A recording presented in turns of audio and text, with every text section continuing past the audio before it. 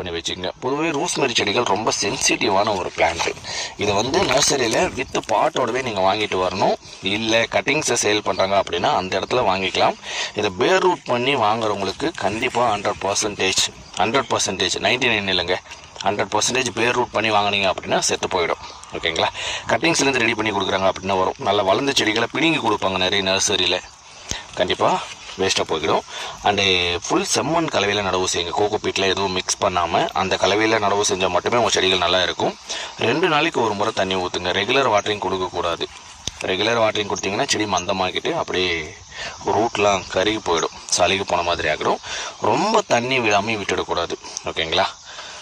So செடியை பார்க்கும்போது கொஞ்சம் இந்த லீஃப்லாம் கொஞ்சம் சின்னதாகிற மாதிரி இருக்கும். அந்த டைமில் தண்ணி விடுங்க. அந்த மாதிரி மெயின்டைன் பண்ணி செடிகள் வளர்ந்த உடனே இந்த மாதிரி கட்டிங்ஸ் எடுத்துருங்க. அப்பப்போ கட்டிங்ஸ் எடுத்திங்கன்னா திரும்பியும் வளர்ந்து வர ஆரம்பிச்சிடும்.